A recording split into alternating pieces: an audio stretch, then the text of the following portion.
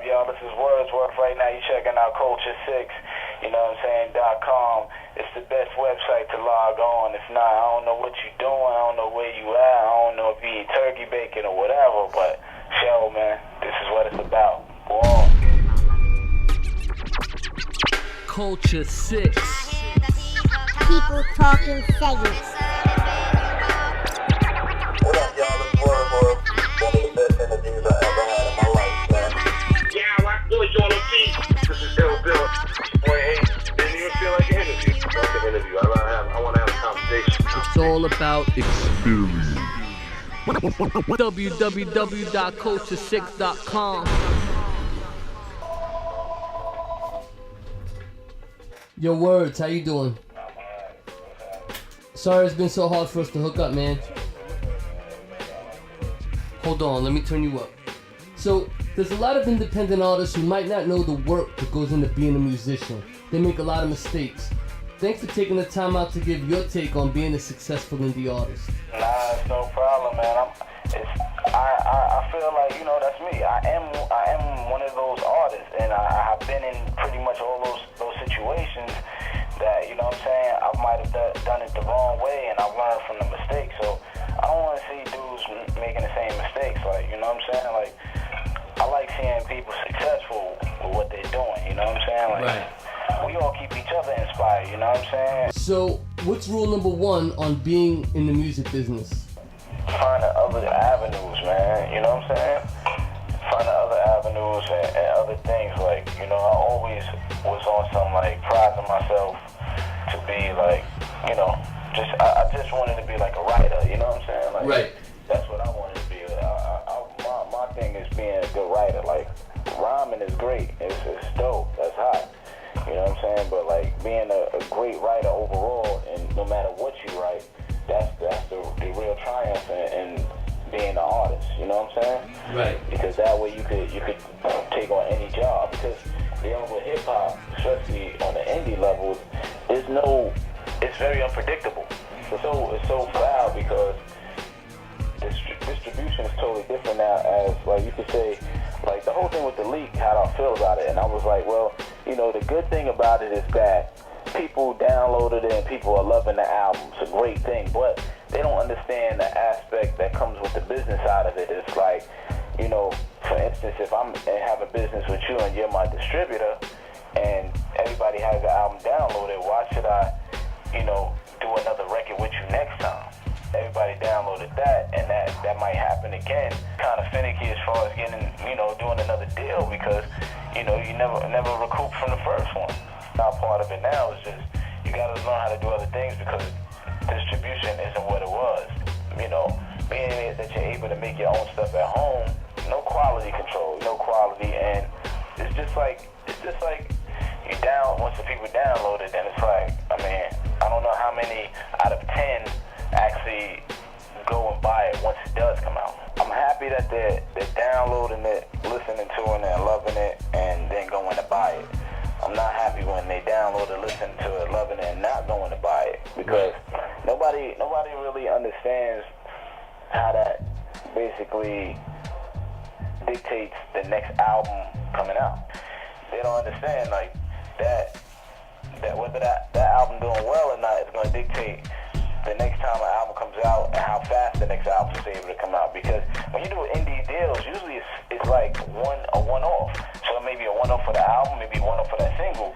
And when that thing doesn't go through a way that somebody wants it to go, then now you're pretty much in the search again. Now you're in that search system trying to figure out and find a distributor that's going to, you know, help out and do all that. And everybody knows how hard that is. How do you make money besides making albums? Really, it shows, man. Them shows, man. You gotta, you know, having a great show, it keeps you out there as far as word of mouth. Like, people would be like, yo, when that dude comes to town, it's serious. You know what I'm saying? I'm going to check him out. Right. And, you know, I'm going to bring people out, which is going to be good for the promoter and good for the business, the club. So that's really a key thing, you know, staying on the road a lot. Like Hype Man with Ace, or whether I'm doing my own solo show. So I've had shows when I changed the last verse because people in the crowd are acting up. And I just dissed somebody. I had a show in Chicago and I had to diss somebody for the whole last verse. You know what I'm the whole verse. The same thing happened to me in Canada. I just dissed somebody, like just talking in the crowd and you know what I'm saying? Talking nuts. So, you know, it can always change. I'm just happy I can do that. Like, I don't have to stick to the song. I'll switch up the whole verse for a female right there on the spot. I'll switch up the whole verse for whatever's going on. I don't have to stick to the song structure. Right. You know what I'm saying? So I'm fortunate to be able to do that.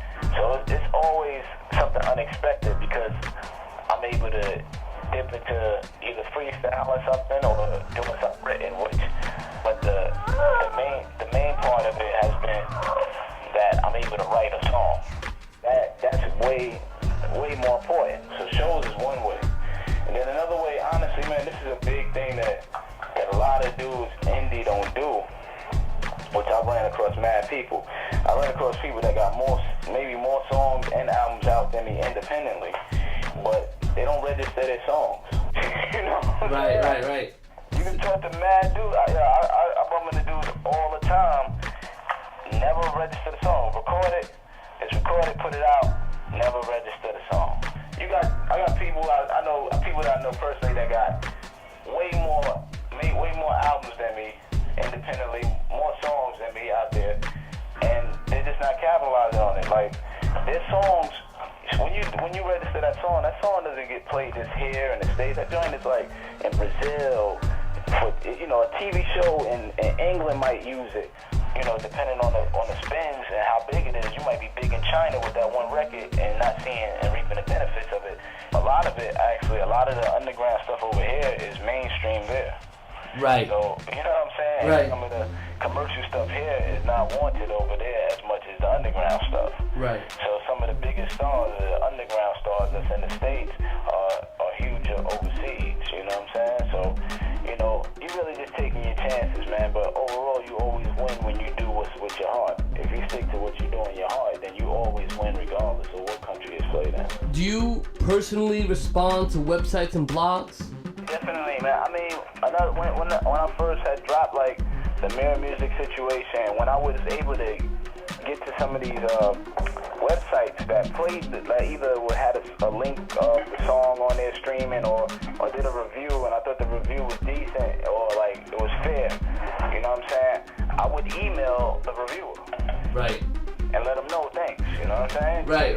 Doing it. I would do that. Sometimes you can't do that now because when you click on a name, it sends you to some other, it don't even allow you to just directly hit them, and I'm not really going through like 5 different pages and all that, but it's something that I can immediately reach you at. I'll hit you up if you review it, and I'll go, yo, thanks a lot, I appreciate that, you know what I'm saying? Right. Those are the things you gotta do, you know what I'm saying? I mean, you gotta take advantage of the fact that now, all you gotta do is hit enter. You might just change the world just by hitting enter, man. What else have you been doing since the albums?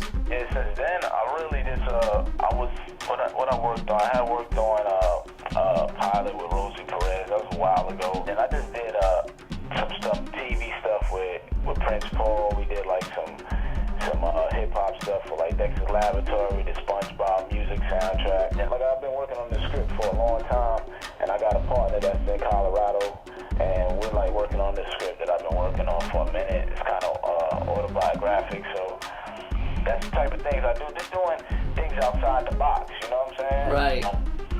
I did a song, I did a lot of features with my boy Belief. He produced something on my album, he produced Fast Lane on my album, and he put out his own album. I did a couple of joints on there, which we had a song that actually was on the TV show Heroes. Wow. Is this how you planned your career? I think it's been going, I don't think it's gone the way that I planned it, but it's going according to plan. I would say maybe in God's eyes, or the way my life is supposed to go, because I never planned getting on TV. I just was rhyming and wound up having a TV show. Right. You know what I'm saying? From me just rhyming in a room with people, then it turned into a TV show. I never thought I would be on MTV. So then some things just happen just by staying focused and busy. Check out part 2 of the Wordsworth interview where he does Music 101, telling rappers what they need to do besides just making music. Oh yeah, and he tells us what he got cooking. www.culture6.com